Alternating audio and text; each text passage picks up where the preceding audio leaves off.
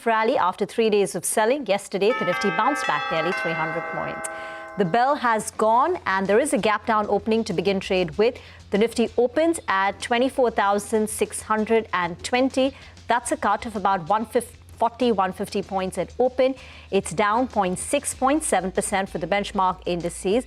So the Nifty has a gap down opening and it now takes the weekly loss on the Nifty to in excess of about 2%.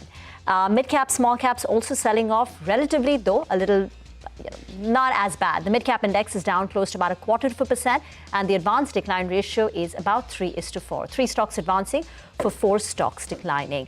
Sectorally, if you just have to get a color on what's dragging today, well, private sector banks continue to be weak. Autos on the back foot. The Nifty Bank is taking the biggest hit. The Nifty Banking Index is down about 0.75 of a percentage point. Realty weak. And on the way up, you have IT holding up on one end. The Nifty IT Index is in the green. The Nifty IT Index, remember, had a 20% fall in the month of February. And even this week, while the Dow is down more than 2% globally, the Nasdaq cut is limited to about 0.5%. So it looks like maybe for now, the worst on the tech sell-off could be overdone. So HCL, Infosys, Wipro, all on the gainers list with a gain of 1.5%. TCS, Tech Mahindra also in the green. BEL continues to shine. BEL, that's the defense name, top Nifty gainer, now 1.25% up. For the week, it's up nearly 5%. On the way down, Interglobe Aviation continues to get hit hard. Now the weekly loss stands at 9% for Interglobe Aviation. We spoke about banking drags coming through from ICICI Bank and HDFC Bank. And other losers include Max Healthcare, Asian Paints. Again, the rise in crude prices, 18% increase in Brent crude price so far this week. And Asian Paints has taken a knock. And L&T had a bit of a respite yesterday, 4% gain. But today it's sold off. So there is weakness on L&T. Okay, all right. Well, from the broader markets, there are a few stocks actually that are doing pretty well. DCX Systems, one of those rank underperformers. I don't think from the IPO price the stock has moved much. They've raised equity at higher prices as well. For the timing, they've got a 70 crore order from HAL, so the street likes it. On NMDC, well, they've gone ahead and they have increased prices. On Lumpord, the effective price increase is around 100 rupees. And on fines, it's around 50 rupees. So a small increase, but this is the second straight increase after February. February, remember, was relatively lower. But an increase is something that the street will definitely like. What else is moving in today's trading session? Karnataka Bank, actually, that one's bouncing back and the volumes are fairly good as well. So just keep an eye out on that particular name. From the broader markets, another stock that's doing well is LT Foods. The stock is up close to around 7%, so massive move out there. Ramki Infra, for this week itself, the stock is up close to around 10%. Today, it's put on close to around 5%. And Mazagon Dock, yesterday the stock was up. Today, it's seeing some follow-through, so no profit-taking being seen on that name. I think the tech index, actually, after having a weakish session yesterday, that's bouncing back today. So Infosys is up. That's what's leading the charge for the tech stocks. So that one as well is doing quite well. The tech index at 29,800 mark is extremely important. Multiple times we've defended that mark, so the bulls will want to believe that actually there is some life left in some of these names. Let's see whether or not that does break. Other stocks in focus, Aban Offshore, stock locked up close to around 5%. But otherwise, the headline index is down 150 points on expected lines, as per what the GIFT Nifty was suggesting. The Nifty Bank, that's the problem pocket. That's down a good 500 points, and it's 1,000 points away from its 200 EMA. Take that point, Nigel. You know, the Nifty Bank is under pressure, and that's what's keeping the Nifty under pressure, and otherwise decent performance coming in from the other two heavyweights. So the Nifty IT index is up around 1%. We have Reliance as well, which is open fairly higher, about 0.2% in terms of gains. And the broader market actually is a lot better than what, the frontline indices would reflect. In fact, the mid-cap index is now virtually about to break into the green. It's curtailed its cuts from the open, and as compared to the frontline index, the mid-cap index is falling a lot lesser as well. We have almost an equal number of stocks which are advancing versus the number of stocks which are declining, which is a lot better than what the frontline index would have you believe. And while the frontline IT stocks are doing well, look at something like a Persistent Systems, KPIT Tech, and Coforge. All of them up anywhere between 1 to 2%, and Angel One is the other one which is picking pace as well. A couple of these travel-related names. Yatra Online has been on a tear over the last few trading sessions after a big cut that we saw in the earlier weeks. So that stock continues to do well, up around 2% this morning. And we've seen some traction on Sami Hotels as well, a near 60 crore asset-light acquisition that the company has made. The street likes that. And Orkla India, the owner of MTR Foods, has seen a big cut from its post-listing highs. So about 25% off its highs this morning, finding some buyers. Also down, the volume curve, we have Spencer's Retail, which has moved higher, Suntech Realty, KRBL, which is moving, and you have, Zaggle Prepaid, Schneider Electric, a bunch of them, all of them higher, up and about in today's trading session. Well, Reliance Industries is providing support for the second day in a row. The 30-day waiver given by the U.S. government to India to buy Russian oil cargo stuck at sea is helping. Reliance Industries has now crossed the 1400 mark yesterday. The stock was up to 3%, and it's seeing upward momentum today as well, aided by this potential news. It's a stopgap arrangement, but it does help the oil refining companies, Reliance Industries, and even the other oil marketing companies, though you aren't seeing a positive reaction in IOC, BPCL and HPCL, because the rise in crude prices is also simultaneously affecting the marketing margins of these companies. So that's the reason why those companies, IOC, HPCL, BPCL, are flat, but Reliance Industries continues to see buying, and that is providing some support. So some breather coming through, at least on the oil and gas picture. Gautam Trivedi, co-founder Napian Capital, is now joining in. Gautam, you want to share your thoughts about this entire conflict, the Middle East tensions, because India has a fairly high exposure on Middle East in terms of remittances, crude, all that is documented. But given the way sentiment was and now this news, what have you made of where we are right now and where we're headed? It's unfortunate that what's happened in the Middle East, in terms of timing, because if you look at the fact that for the first time in maybe about 18 months, we had a net positive FII flow into India, over $2.4 billion for the month of February. That was the third highest among emerging markets in that specific month. We had a host of positive news flow as well. We had the India-EU deal. We had the US trade deal announcement, which obviously included the immediate lifting of the additional 25% tariff. We had better than expected third quarter results. So, things were going in the right direction until this happened. And of course, now that, we've seen money leaving the US, a lot of, funds are now global emerging market funds, as we call them, GEM funds, are seeing pretty significant inflows. In fact, the figure that I have as of last Friday is as much as $54 billion of money coming into emerging markets. But unfortunately, I guess India is not necessarily going to be a beneficiary of that, given what's happening in the Middle East and our dependence on imported oil. All right. Hi, Gautam. Good to see you in. Looking great this morning. Well, hopefully the markets as well pick up for the remainder of this year. Gautam, you're a stock picker, and these kind of opportunities actually provide a good entry opportunity. You buy the stock of your choice at the valuation of your stock, your price, and obviously that would mean at the price of your choice as well. Give us a couple of names that, y'all have gradually been building a position into, or you'll have built onto a position you'll already had. Because, the first part of March is normally weak. That's a seasonality that plays out. Now you have the geopolitical issue. So stocks are seeing a sharper drop down in the last few days. If you could name a few. Yeah, I have to be careful about naming stocks, but I would talk about sectors specifically. Again, people who actually want to look at stocks, you can run screens. The top 1,000 companies have seen about 670, 680 companies that have fallen 20% or more from their respective 52-week highs. So obviously, there's a lot of good companies in there that are potentially ripe for picking.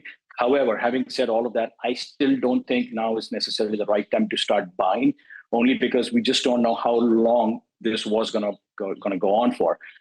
Again, I think we need to always, before looking at getting and dipping back into the market, look at the absolute flows that are coming into India as well as on the domestic side.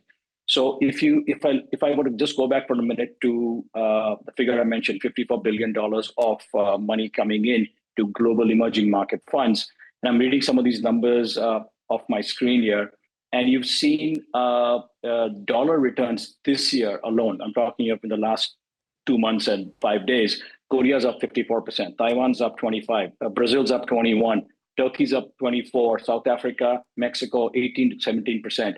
We're down on these are all dollar denominated returns for the year. We're down 4%. So I think the market does understand that the impact of the Middle East crisis is pretty significant. And don't forget, the price of oil, i.e. Brent, is up 35% year to date. And it's not just the move in the last 1 week since the war broke out. It's, we were at $60 at the start of the year, and we're now at 84.5. So I think a lot of this is getting priced in, and the market, of course, has to be cautious. Investors need to be cautious about deploying more money at this point. But answering your question, I think there are opportunities emerging within the EMS space. I looked at some of the hotel names, one particular hotel that we've been tracking for a while, which we missed, but we like. It's come off significantly. And then I think a way to play the GCC space, again, I think some of these co-working companies have been down 20 to 25% since their listing or since the last 12 months. We like that space. And anything to do with data centers. And I mean, not just, there aren't too many pure data center plays, but the overall data center ecosystem throws up a lot of opportunities. And again, power being central to data centers. So we like those themes. All right, we take that point. I would be curious to know more about the hotel stock that you've been tracking for a very long time, and now that's come off. But be that as it may, you seem to have brought about a sense of cheer, at least in the broader market right now, because as we speak, the advanced decline comes up for you. The Nifty mid-cap index has made a stellar recovery from the lows. It's now higher by about 0.5%, and we have nearly 2 stocks advancing for every stock which is declining. And this number has moved swiftly in favor of advances in the last 15 minutes or so itself. And, while it's more of the same, Mazagon Dock up 4%, the IT, mid-cap IT stocks doing well, Solar Industries, Bharat Dynamics doing well. We have a couple of these financials which have come back in, the up move as well. So IREDA is one that comes up for you. We're seeing some traction in JSW Energy. And in the frontline end of things, Shriram Finance is one which has recovered sharply from the lows. Gautam, while you did say that there are a lot of stocks which have corrected and they are providing entry opportunities, though you are, cautious of deploying a lot of capital right now, the other school of thought is that during times of crisis, companies and stocks that display resilience are actually the ones that stay even more resilient when there is no crisis as well. So in the defense space, in, any of those beneficiaries from the war and the prices of that, say maybe the aluminum space, etc. as well, do you think there are plays here which can be carried on beyond this initial disruption? The answer is yes. I think on the defense side, we've stayed away only because valuations have been really excessive. But on the metals front, we don't invest in commodities as a rule. But having said that, I think for the wider audience, metals would be interesting, whether it's copper, whether it's aluminum, maybe even gold and silver at these levels. So the answer is yes, there are other opportunities within the market that, besides the ones that I've listed. And what would they be? Gautam? Some ancillaries? No, you mean within defense or, sorry? Within the metals. I'm interested with metals. You can tell Mangalam about the defense since you briefly mentioned about metals. Metals, will you go on for the ferrous and non-ferrous names, or would you want to go for the graphite electrode makers, the CPC makers, or play it with a bit of a twist out there? I think the fact that we now have such huge inflows within the gold and silver, specifically gold ETFs, you saw the number of last month, 24,000 crores, almost matching the number that came into the equity mutual fund in terms of absolute net flow. So I think there are products available to play gold in India, besides, of course, trying to play it on the MCX in terms of futures. But my view is that I would stick to the ferrous and non-ferrous. That's the limited understanding that I do have of commodities. Outside of that, ancillary units, I'm not very comfortable or don't know enough about. From your friends in the mutual fund industry, are you getting a sense about disenchantment towards equities because we've not gotten returns? We keep hearing headlines which appear to be negative. Generally, has there been a moderation in the pace of equity inflows? I'm not talking about redemptions, but the pace of inflows slowing down. And is that a headwind that you foresee for 2026? Rima, I'm glad you brought that up because the market has been propped up over the past about 18 to 24 months on domestic fund flow. And last year was a record $88 billion. This year to date, we've seen a record $14 billion. That's, again, mutual funds as well as insurance companies combined. That's a combined number. But I think the fund flow, and I've said this before, may have slowed down a bit. But let's not forget the fact that 5 states account for almost 50% of the total unique investor base of 120 million or 12 crore investors. So the penetration of the equity culture is still left in a very big way. Yes, the returns over the past 18 to 24 months have been disappointing. Are we seeing big redemptions? I think there is a redemption, a number which I don't have with me, but you've seen 31,000 crores of net flows in February. However, the net number, if I do the math, it's about 24 or 25 now. So I assume that the redemption is about 6,000 or 7,000 crores. So yes, there are redemptions, but new investors coming into the market, first-time investors, that figure, as I understand, is not slowing down. Gautam, what's the probability that we see a very sharp slam dunk and 2026 goes down as a very weak year? Or do you think India will actually outperform from here on? Because I don't want to name any guests, but there are a couple of guests who have been talking about sharp drawdowns on the headline index, 15-20% as well. Would you completely rule that out? Going by the cues that we have, going by the cues that we have and presuming that we get a resolution on this de-escalation in the next few trading sessions. I think if it's hugely dependent on what happens in the Middle East. And we're impacted in multiple ways unfortunately, from what's going on in the Middle East. It's not just the price of oil, it's remittances, as Vima mentioned earlier. It's the fact that we are not looked upon. India is not looked upon as a tech/AI, nor are we looked upon as a metals play, which is Brazil and a bunch of other emerging markets that offer a play on commodities. So we are a domestic consumption story, and to some extent, and growing thanks to the efforts of our Prime Minister to become a hardware manufacturing country. But all of that's going to take time to get recognized. So I'm somewhere in the middle. I don't see a doomsday scenario of 15-20% fall. The key thing for foreign investors to come back is the rupee has to stop falling.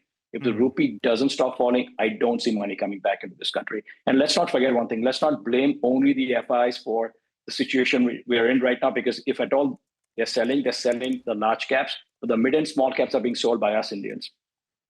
All right. Just a final question before we let you go. Since you said that, we're a domestic consumption story, I'd like to know your thoughts on what are the plays out here? Because the staples not growing, valuations are high. The sectors, the discretionaries which are growing, the valuations are out of whack. So growth has to genuinely, match what the street is expecting. And then the other part of the economy, which India was always the story, which is the services exports or the IT services space, that is impacted by artificial intelligence. So no AI play, no major commodities play as compared to, say, Brazil, if one was looking at a global portfolio. Domestic consumption, you're not left with a lot of options which are, either growing or attractive valuations, and the IT space, which has this sort of disruption coming in. Here's the thing. I think IT, again, I don't want to, sound too optimistic, but could potentially be the underdog only because it's fallen as much as it has. The last 1 year, 3 years, and 5 years, huge underperformance. Year to date, TCS, Infosys, most of these big IT stocks are down 20%. I mean, literally 2 months, the stocks are down as much as 20%. So question is, how will Indian IT reinvent itself? How will it leverage AI? How is AI going to help these companies, start a new vertical business, possibly? And if AI takes over, if they have to let go people, does that make them more efficient from a cost perspective? A lot of questions are unanswered at this point of time. I think TCS's move to invest $7 billion in a 1 gigawatt data center is a step in the right direction, but for a company with a $100 billion market cap, $7 billion spread over the next 6 to 7 years is a small baby step, but it's a positive baby step. So I think a lot needs to be chewed upon before Indian IT becomes a buy, but at that, to my mind, could potentially be a contrarian story. Okay, interesting. Thank you very much for staying on. And maybe, Gautam, you want to listen in to the next conversation. We've got the management of Fractal joining in to talk about their Q3 earnings. But before that, let's just get in Morgan Stanley's view. Jonathan Garner has downgraded India to an equal weight stance. So the Indian equity stance now stands at equal weight, given the wide uncertainty around geopolitical developments and the historical negative exposure of our markets to oil supply risks. He also goes on to say, with uncertainty also still swirling around the AI disruption and absolute valuation still expensive, they believe it will take some time and potentially a peak in the tech cycle for Korea and Taiwan before international investors reposition towards India. They have removed Maruti Suzuki from their Asia Pacific ex-Japan GEM, that's Global Emerging Market portfolio, and the Asia thematic focus list. So that's the view coming in from Morgan Stanley. India is now an equal weight on account of the rising uncertainty surrounding AI and India's dependence on Middle East. Moving on now to Fractal Analytics. They reported a good set of numbers. Q3 revenues were up 21% on a year-on-year basis. Revenues up 7% quarterly. The company's quarterly profit, the net profit, crossed the 100 crore mark for the first time ever. Srikanth Velamakani, co-founder and CEO, and Ashwath Bhatt, CFO of Fractal Analytics, will join in. And we'll talk about the three main points: AI disruption, the FY27 outlook, and scale-up of Fractal Alpha, and that turning EBITDA positive. Thank you very much for joining in. Srikanth, since the last time we spoke, the disruption to enterprise AI has been mind-blowing, even from the time of the IPO listing. The question is the 21% revenue growth that we've seen in the first 9 months sustainable? Because this is lower than your own 5-year CAGR of about 25-30%.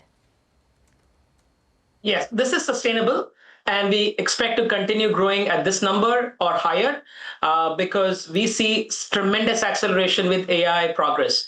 For example, every AI system has to match and exceed human performance on that task in a consistent, reliable, and a predictable way. And today, most AI systems are not accurate enough.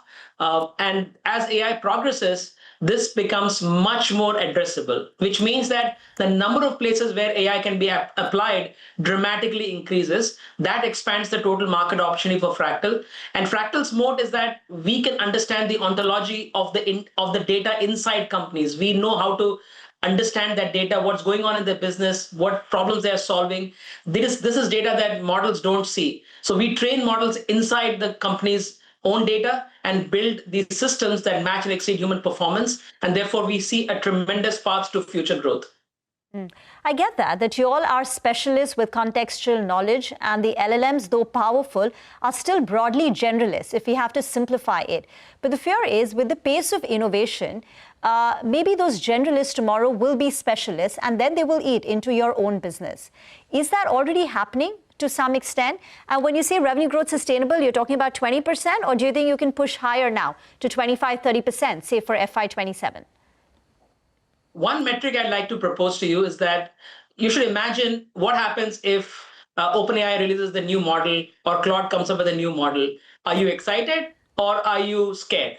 So as far as Fractal is concerned, we're excited because what happens is that underlying these models are in the Cogentic platform, for example, these models are underneath. As these models get better, the ontology on top of that and our ability to reimagine every workflow with AI increases, the accuracy of these systems increases, which means that the relevance and the applicability for clients increases. Therefore, our overall growth actually exceeds. So we are a net beneficiary of AI progress. We are the disruptors, and therefore we can continue growing at this pace or higher for the foreseeable future. Okay. Ashwath, you want to come in and explain what led to the adjusted EBITDA margin expansion to 17.8%? What were the drivers? And going forward, will the margin expansion continue? Ashwath? Yeah, I'll take that. So, our improvement in adjusted EBITDA was mainly driven by improvement in gross margin. Our gross margin went up with more and more engagement type moving to more output-based contract structure. That was one of the improvement areas. And beyond that, our productivity and how we use AI for a lot of our own internal work also led to reduction in the SG&A for ourselves. So these are two big drivers which led to our adjusted EBITDA, which improved. And again, if you look at our adjusted EBITDA trend over the last 3 years, there's been a huge improvement. It's almost more than 10 points of improvement in adjusted EBITDA. And we expect this operating leverage and we doing AI on ourselves and making ourselves more productive and improving the GM by adding more value to the clients. All these three things will add to our adjusted EBITDA and it will keep improving. All right, we take that point. And a fourth of your revenue that comes in from technology, media, telecom, that saw a 2% decline. What specific headwinds is this space facing, and what's the kind of growth trajectory that you expect for this particular segment? So in the TMT segment, we had two client-specific issues because of which our revenue declined. Otherwise, in general, for the 9 months, our revenue still increased. but for the 3 months it declined because in one client situation, the client is not doing well and they're undergoing a restructuring inside their own organization. And this is not a typical Fractal client in the sense that they don't follow the 10, 20, 30 rule for Fractal, which is companies that are 10 billion revenue, 20 billion in market cap, or have 30 million customers. So this doesn't follow that rule. And this company obviously went through some restructuring issues. The other one is a place where they have decreased their spends. So if you not account for these two, I think overall the business continues to be good. Across all verticals, across all segments, our business continues to grow really, really well. Healthcare, for example, grew by 78% year over year for this quarter. Right, but a client reducing business is, while it is client specific, it is also the nature of your business, right? So do you think there is any risk to growth for the TMT segment going forward? In general, you could say that you should look at our net revenue retention or NRR. Our NRR is at 115% for the 9 months and 114% for the 3 months of this quarter. And it means that existing clients continue to expand business with us every single quarter, every single year. And that's the best way to look at how it works. We also have a churn, which is roughly 1% of revenue. So all of these disruptions, etc., account for about 1% of revenue churn that happens in Fractal. So if you adjust for that, our business continues to grow at the rate at which existing clients expand their business, new clients get added, minus the churn, which translates to the 21% revenue growth right now. And I think which is sustainable and it'll be higher as we go forward. Srikanth, on Fractal Alpha, which is your sort of the B2B incubation business, still small in terms of the overall contribution to the group, but it's growing well, 51% jump in your revenues. It now stands at 67 crore on a quarterly basis. Your losses have halved from 21 crore, it's down to 10 crore. Are we going to see these quarterly aberrations in the profitability, or do you think this is the sustained path to turning to break even? And when can we turn, break even? Will it be in the first half of FY27 or second half? Yeah, I'll talk about the trajectory of Fractal Alpha. So if you look at it over the last 3 years, in fiscal 23, our losses was north of 50 crores. And that came down to 44 crores and then further down to 26 and now 10 crores for the last 9 months of this year. And as I mentioned, in the first 9 months of this year for Fractal Alpha, the growth in revenue has been 51%. Gross margin was close to 70%, and it's an improvement of almost 300 bips. And profitability or the losses have come down by 50%. So it's a story of robust growth. And as we keep scaling with such high gross margins, our profitability trajectory is bound to improve and keep getting better. And we expect this trajectory to kind of keep improving and get to a place very soon where you will see profitable contribution from Fractal Alpha. And what is the view on overall net count addition, headcount addition? Srikanth, what is the current head count? And because we are increasingly hearing of a lot of cases where AI has reduced the need for total number of people. Is that happening at Fractal Analytics?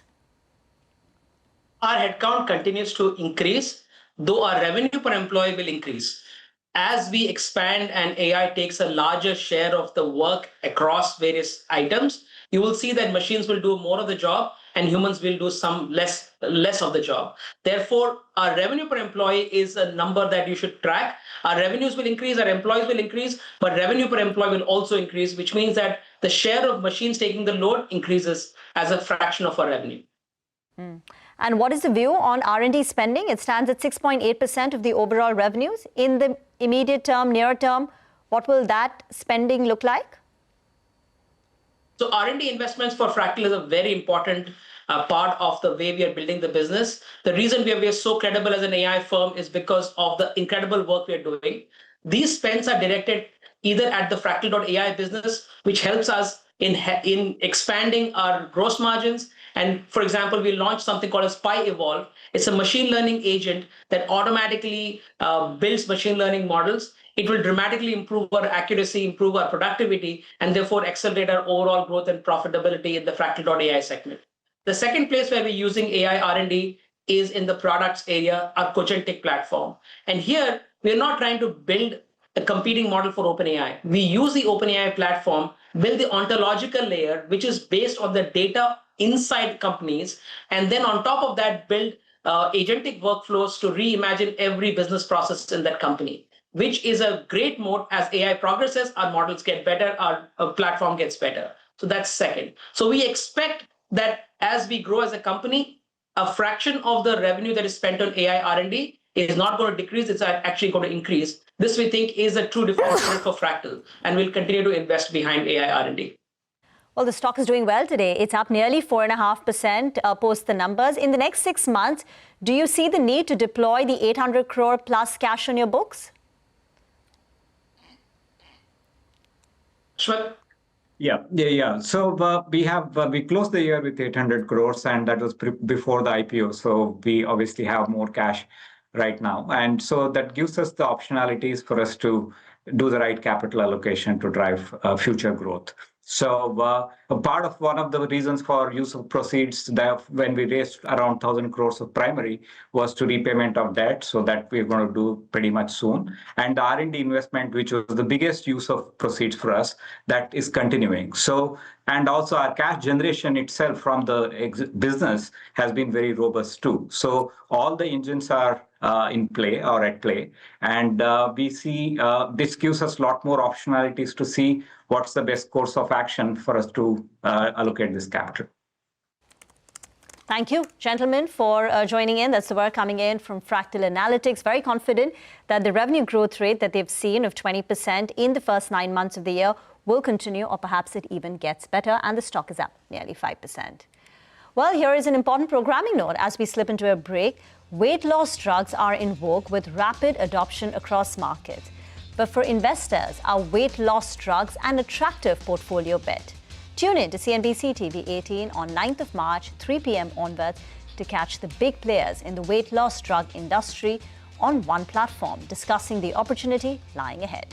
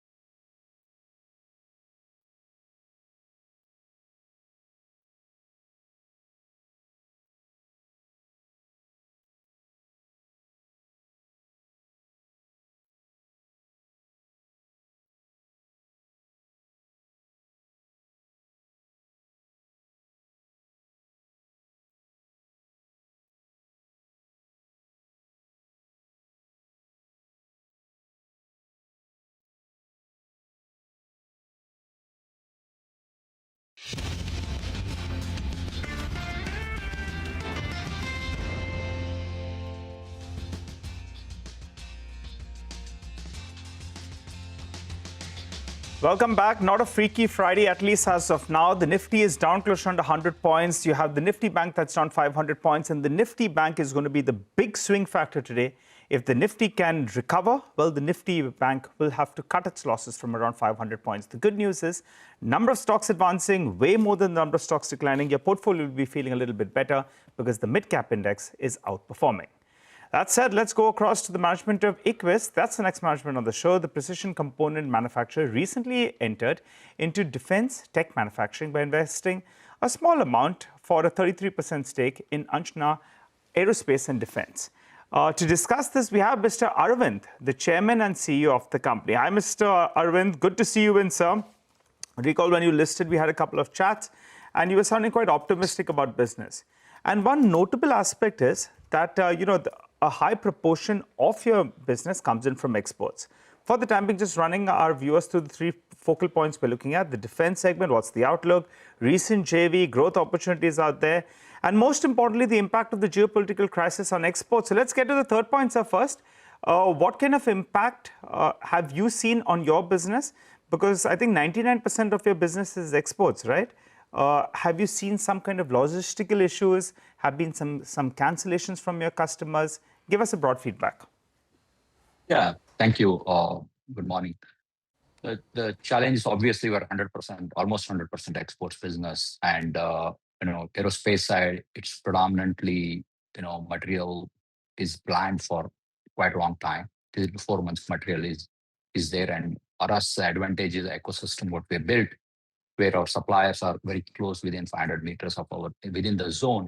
That helps us in terms of incoming material perspective. Obviously, the exports predominantly are air-shipped, and we do see some disruptions right now because of the flight cancellations. Cargo is doing well, doing fine, especially the dedicated cargo freight for private guys are doing well, like FedEx and UPS and everything and DHLs are doing fine so far because we're not seeing much disruptions there. But underbelly cargo, which Emirates was a big player, Middle East guys were a big player, we see some delays in their challenges. But I think in general, it was a good part. This happened towards the end of the month, where most of the cargo would have shipped for a month-end requirements. Typically, it surged towards a month-end, and initial periods is predominantly, it takes a couple of weeks before this ramp up happens again, and we see this, to stabilize itself. And we have option to shift from the underbelly to the dedicated cargo freights. That should help and move on with activities. So that should not be a problem. It's a very short lived, in my view, where we see right now, and we can readjust. On the consumer side, which gets shipment happen by sea, some of those are taking longer time to plan. That's what the customers are telling. Typically, it's X works for us. It doesn't impact our business, but our customers are taking longer time to plan and also they have to schedule to go around the Africa because the Strait of Hormuz is going to be out of function for a period of time. It's an important point that you're making, sir, because the consumer business here, like you've been pointing out earlier as well, will be a growth driver for you because that's the one which is a lot more capacity headroom right now. You had expected, the overall business to reach about 2,000 crores by FY27 and turn profitable by end quarter of FY27 as well. So does that push those targets ahead? At least in the very near term, do we see business targets being pushed by a quarter or two? No, not really, because consumer actually within the consumer electronics is being driven heavily for our growth, and that is not being affected by this one because that gets supplied within the Asian region, and that's not getting impacted at all, and that gets airlifted. So that's not an issue. It's a predominantly consumer toys where predominantly customer base is in US, and that's being impacted right now. And that's more from the customer ability to take the planning perspective. So far we see, and it's not really a revenue impact for us or production impact for us because we have visibility to continue to produce. That's not an issue. But since you will be unable to ship those toys which are meant for exports on account of the stoppage of the Strait of Hormuz and general Middle East tension, will you not be sitting on inventory? And if this prolongs, would you at some point need to cut back on your production? I don't think so, because customer orders have not just because it takes typically several months for this to impact. If it is going to continue, there has to be other routes found, and there are routes in the past also. We have had this Red Sea issues. We had, all these issues. Customers have worked around it and Cape of Good Hope, around the African Horn, they will take that route to go to US. So then who pays for the incremental cost of passage? If the shipments need to be rerouted, there is a cost associated with it. Who bears it? It's customers, because it's ex-works. For all our shipment is ex-works. So my job is done as soon as it leaves my factory. Right. As they load it. So no impact for you, none whatsoever as things stand right now. No cancellation, pausing of orders. It's just a delay which customers are working through. We have seen this before. That's what my point is. And we had issues in Panama Canal blockades, Red Sea blockages. We have seen through this. Got it. So that's about the current geopolitical issue and export-oriented businesses navigating through multiple hurdles, so to say. But let's speak about the acquisition. Investing 10 crore for about a third of Anjana Aerospace and Defense. What does this do to the capabilities? What's the incremental revenue potential likely to be here? And what's the kind of timeline that we're looking at in terms of revenue recognition? Yeah, if you really look at it, Aequs has predominantly in precision components manufacturing, and we have been very clear, and majority of our aerospace activities, commercial aerospace. And on the defense side, we were very clear we wanted to make sure that we enter at a system level. And this was an opportunity for us to partner with Axel and Aequs Defense to form this greenfield joint venture and do focus on the UAVs. And you are seeing this in this war, how effective the UAVs have been to create pain and also the impact perspective. And India is very much interested in developing these various UAVs. And we believe there is an opportunity for us to bring the right technology partners globally and develop this, and will be the operating partner where manufacturing will happen. So it's a bit of a longer play, and we are seeding this, and as we speak, the entity is getting formed, and the TOTs are being there, and we are bidding for some of the contracts with India Defense. Right, and by when does revenue start getting accumulated, and when do you get orders? Yeah, we should start seeing in 27. FY27 start seeing some orders, and 28 level we should be able to start seeing some revenues coming in, trickling in, somewhere around 100 crore level to start with. Okay, 100 crore in FY28 or FY27? Yeah. Late 27, 28. Got that. So broadly, what are the projections for FY27, Arvind, in terms of a top-line growth, and then between the two segments that you operate? I mean, if you really look at it, we have grown last year, Q3, we grew about 38% year on year on the aerospace side, and over 150% on the consumer side. And overall, business grew over 50%, and we continue to see that kind of a momentum, 50% kind of a growth rate guidance, and 30% in aerospace growth happening in the near term. And our order book has been about $850 million in aerospace itself. And consumer customers have been very clear with respect to take the capacity of what we can deliver. Right? Okay. So 50% revenue growth should continue. And in particularly aerospace, you're a tier one supplier to HAL. What are you doing to deepen that relation? What is the pipeline from HAL looking like? How you can participate in more orders? Yeah, we have been, HAL, we've been working with them on the LCA. If you see our vertical integrated capability, especially forging, machining side of it, and we are working with them to do more of that activity. Today, we do certain, pylon components for the HAL LCA, which is a fairly decent order what we had received earlier last year, and we're executing that right now. And we just delivered the first set of those pylons, as per the plan. So we are doing, and we continue to expand that relationship. And historically, we are not focused on much on the India defense because it was just a process in which you can win the contracts. It was taking very long time. And the customers have made, especially the HAL has improved their process in doing it faster because they have a commitment to deliver LCAs to the India defense pretty steep fashion. And we believe we can be a good partner for them. And they recognize that. All right, take that point. Thanks a lot for joining in. Always a pleasure speaking with you, Arvind. One wonders what the impact on working capital could be, given the sort of disruption. You are anyway at over 120 days, and you said that it will remain in this range. Do you see any downside or any extension of working capital by say 10 to 12 days? Would that be fair to say? It's look, if it goes on for more than 5 months, so we need to start stocking more. Got it. That's what I would say.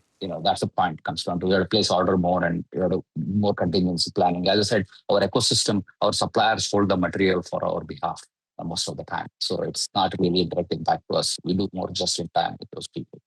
Take that point. Okay, with that, we'll move on. Let's welcome Saumil Mehta of Mirae Asset Sharekhan for a quick technical check on the market. We've seen recovery from the lows, but it hasn't been a formidable recovery. In fact, any sort of up move on the frontline index is being sold into right now. The Nifty is back below that 24,650 sort of mark. So it's off highs, but off lows as well. The mid-cap index is the one which is holding up with gains of almost 1/3%. That too is off the highs. Saumil, your quick check on the market and any stock that has excited you so far? Good morning to everyone. We are just playing for a bounce at this point of time. We've seen a good bounce here. In some stocks, there are good rallies as well. Defense and pharma looking great. For Nifty, the trend is down because we are making low tops, low bottom formations on the weekly, monthly charts. So now the trend is down. However, on the daily charts, we've seen a good recovery. And the targets in the very short term would be 25,000 just for the bounce. I'll be looking for this downtrend in the higher time frame to continue for a target of 23,900, 23,500 levels. In the very short term, the support sectors would be pharma and defense. So these are the two sectors I'm looking forward for. Banking, I'll stay away for a little while and just play for a bounce. The two stocks which I've chosen here is, first one is PFC. PFC has just broken out of a small consolidation, taken support at 200 daily moving average. Great setup for a medium-term outlook, a positional setup. And the stop loss would be 397 for a target of 460. The second one I've chosen is from the Pharma Pack. Pharma Pack is looking great here as well. Biocon is the stock I've chosen. Biocon has taken support at some averages and the short-term averages, and a small consolidation has also broken on the upside. Momentum indicators have fresh given us a buy signal. So the stop loss would be 380 and target would be 415.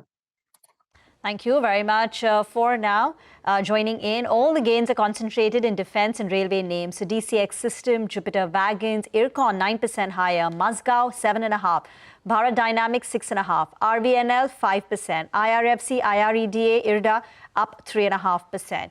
Paris Defense, another big mover, big volume, stock is up nearly 4%. So big gains seen in defense and railways as a segment today. Get into a break. On the other side, Manisha Gupta will join in to talk commodities. Stay tuned.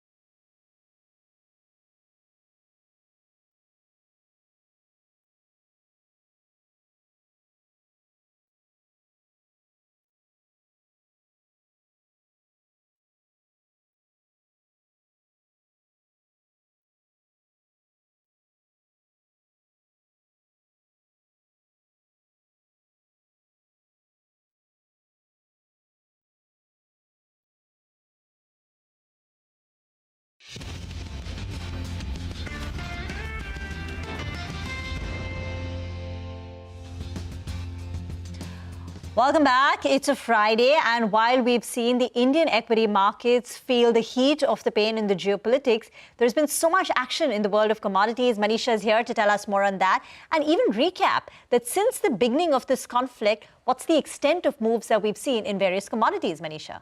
Oh, well, absolutely. Crude oil prices, of course, are headed for a strong week, 18% up for that one. But when you look at the metal prices, that is where the pain really seems to be coming in. The knee-jerk reaction for many of these metals was on the higher side. But by the time we are closing this week, there has been immense profit taking across board there. So take a look at the gold prices, 2.5% decline onto that one. Silver is down 10% for this week till time. We did see $98 an ounce as well, but it's trading at 84 at this point in time. Copper prices also are down 3%. You have zinc, which is trailing by 2% for this week right now. And that pretty much is the case for other PGMs as well. So when you look at platinum, palladium, we are down by nearly 8 to 9% for those metals there. 5% down on tin as well. We did see all-time highs for tin in the month of January there. And you have aluminum, the only one actually standing tall by 4% of gains. But we have been talking about aluminum and how 8 to 10% of global aluminum production comes in from Middle East. And with the conflict there, you have seen gains come in for this one.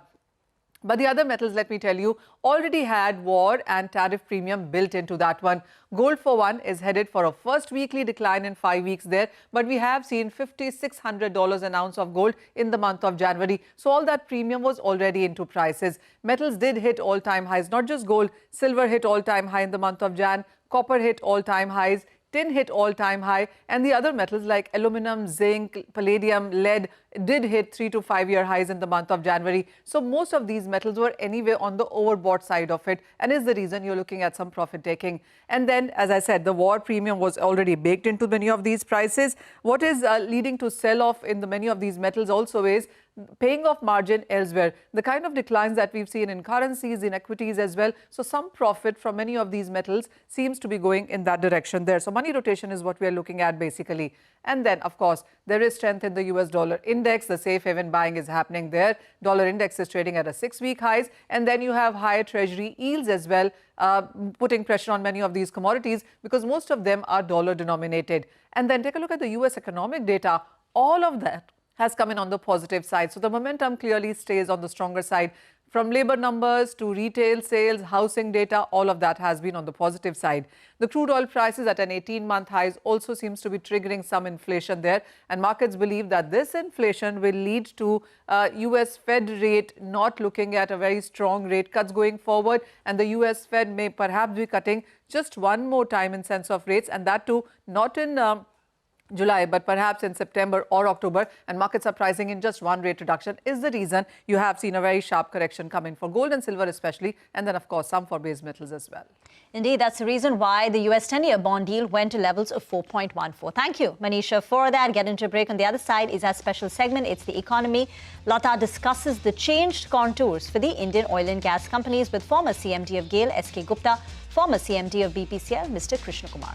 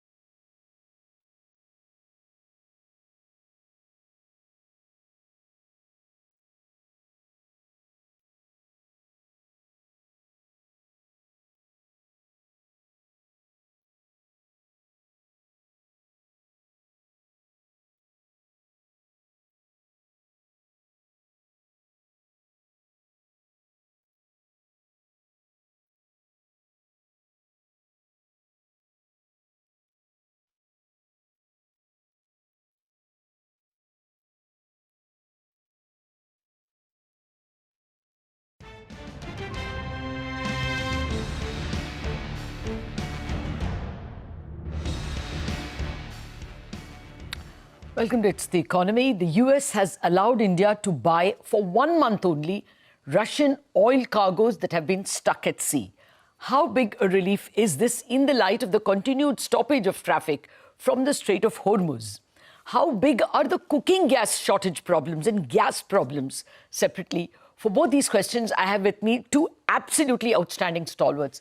Mr. Krishna Kumar Gopalan, who's former chairman and managing director of BPCL, and Mr. Sandeep Kumar Gupta, who's just retired chairman of GAIL, formerly finance director at Indian Oil, and has also been the chairman of Mahanagar Gas on the board of Petronet. So, I mean, two outstanding professionals. Thank you very much, gentlemen, for finding time for us. Mr. Krishna Kumar, if I may start with you, sir. This, since you must have bought many a cargo in your time at BPCL, what are people telling you in terms of how much cargo is stranded at sea in terms of the volume that we can buy in 1 month? Thank you, Lata, for having me on the show. Good morning to you and good morning to Sandeep, old friend of mine. From what I understand from sources in the market, and there should be a caveat very clearly, this is not very 100% reliable, but whatever is floating in the market, there are about 130 million barrels of oil floating in the seas, including 20 in the Arabian Sea. About 45 to 50 million barrels are within 2 weeks of coming to us, okay? But reliably, of all of this, we may get about 20 million barrels by March end. So it depends on the transit time of minimum of 20 days from Russia. It depends on where it is, in which part of the sea it is. Okay.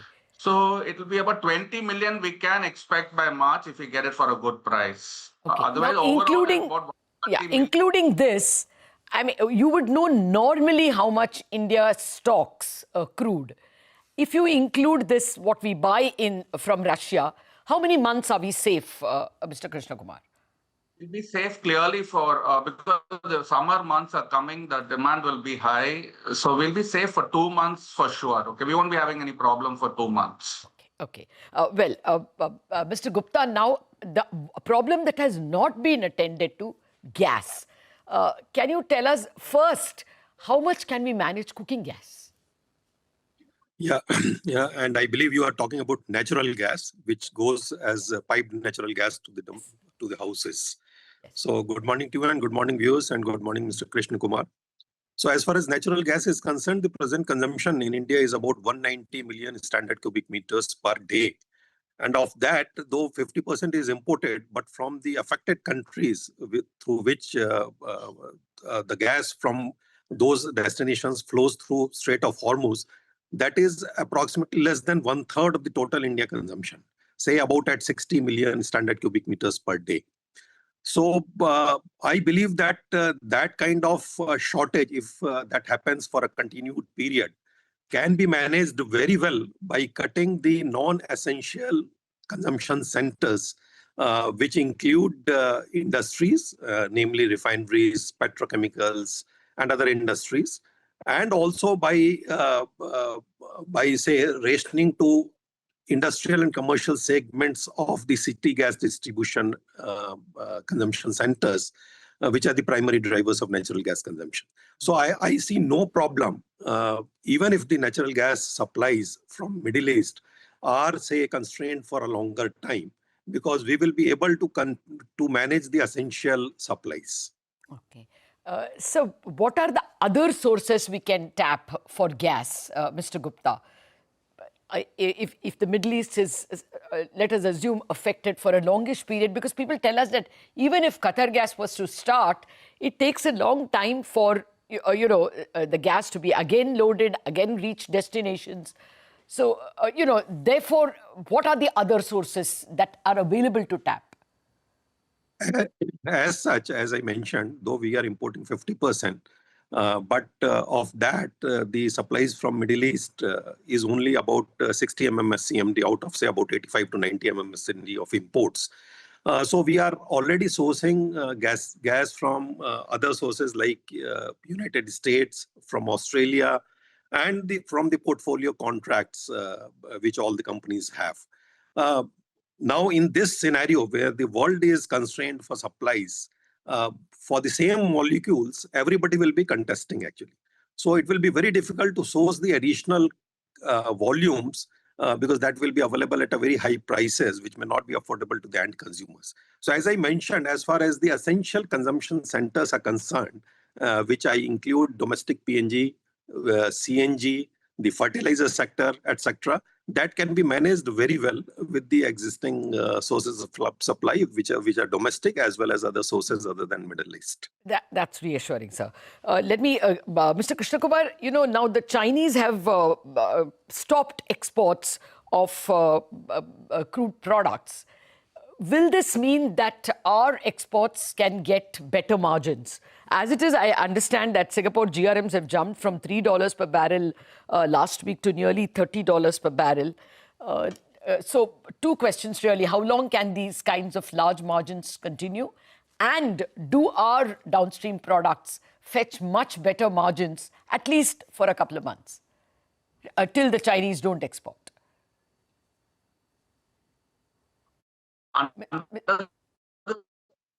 Mr. Krishna Kumar. So I think we are having you on a bad line. I'll just come back to you. Let me try the same question with Mr. Gupta, and we'll come back to you in a minute. Mr. Gupta, same question to you. Do our downstream products fetch better margins now? Because the Chinese are not exporting. You are talking about exports? Yes. No, where is the question of exporting the products when we are constrained for the crude supplies? Okay. So I think... domestically, will the margins be better then? The margins definitely will be better, but then there is no question of exporting the products when there is a shortage in the country. So we also should be stopping exports, you think? Pardon? We also should be stopping exports, you think? Yes, we should. Yeah, definitely. Okay. What about the Singapore GRMs? Like I said, they have jumped from $3 per barrel to $30 per barrel. Does that mean that oil companies have, some kind of a windfall coming their way? No, that windfall will come only when the pump prices are revised. So I think in this kind of situation, I think there will not be any immediate need to revise the pump prices. The government of India has a stated policy of not interfering with the pricing of petroleum products. But I believe the oil companies have been very responsible and have maintained the prices at a particular level for very long. And there are periods of profits or periods of losses. I think on a long run, everything is evens out. So I believe they will wait before revising the pump prices. And during that time, definitely their margins or maybe the opportunity profits will be lost. Okay, now let me come to how India should look at its LNG policy itself. Should we have an active policy of diversification? Do we already have one? What would you advise the government at this juncture? Yeah, we already have well-diversified sources of supply. In fact, this is, Lata, this is totally unprecedented. In the history, the Hormuz was never closed, even during wars. So this particular closure is really totally unexpected. While we have sources from US, from Australia, from other parts of the world, but yes, majority of the gas comes from Middle East. And definitely this calls for diversifying the sources of supply from the current levels. I believe everybody will be trying going forward. And while the government does not interfere in that, but the companies like GAIL India Limited or the oil marketing companies which are into the natural gas business will definitely scout for newer sources of natural gas. And as you are aware, going forward, there are going to be very many sources of natural gas going forward. But that will take some time, maybe a couple of years. Okay. I think we have Mr. Krishna Kumar back. Mr. Krishna Kumar, if you are in BPCL right now managing the affairs, how do you see the fortunes of oil companies? Are they going to go through very difficult next 2 months, or is it going to be actually better because margins may actually improve? We cannot say for sure how it will be, but there will be pressure on the margins. but because the pump prices are controlled, so whatever you do, you can only go to an extent. So I think there will be pressure on the margins going forward. But India's, as a country, the interest of the consumers remain on top. There are cycles in which where we will make our margins. So at this time of the year, when there is pressure all around, I think there will be pressure on margins. The entire East Asia is going to be impacted by this kind of a problem. What is your sense, Mr. Krishna Kumar? Do you think that the combined might of a global problem will ensure that this blockade remains for a short period? What is your best guess? The countries in Asia, Japan, China, Korea, and India together is a big block of buying customer. So there will be subtle pressures from the back end where they will be trying to ease the conflict. And I think maybe in a week's time or 10 days' time, the conflicts will ease. And like the Ukraine war, which has happened for the last 4 years, our margins and availability will improve. And I think conditions will definitely improve maybe in a month's time. And there will be pressure, and definitely there will be pressure from China and Korea and Japan to ease the war. Mr. Gupta, the US itself has said that at a certain time, they are going to escort ships as well as, provide insurance from that IDFC, International Development Finance Corporation. Iran also has said that they are only against ships bearing flags of US, Israel, and European countries, and that they are not against shipping by Indian flag carriers. But do you think that amounts to anything, the US or the Iranian guarantees? Do you think anybody will have the courage to ship through the Strait of Hormuz? Very difficult to predict, Lata. While US has said that, but people taking chances of, say, plying the tankers against this threat, though there is an insurance backed by US, seems to be very distant. So in all probability, the best solution would be the cease of war, some kind of negotiated cessation of war. Otherwise, things look little different because the war is escalating by every day. Yes. So that looks a very distant possibility to me.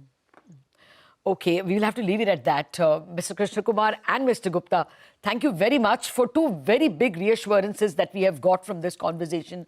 One, that with the purchase of the stuck Russian oil, India's ability to service itself extends to now at least 2 months, and that cooking gas is not a problem, as Mr. Gupta points out, that we will be able to manage with other sources. Only 1/3 of our needs are dependent on supplies coming from the Strait of Hormuz. That's a relief. But before I conclude, there's just one more relief that I would look for, and that will be if on Sunday we get some relief from Finn Allen and Tim Seifert. Those are the people I'm really worried about on Sunday. Otherwise, we will hopefully be able to celebrate more on Monday. Thank you very much for joining us on It's the Economy. After a break, it's time for Joy Buster.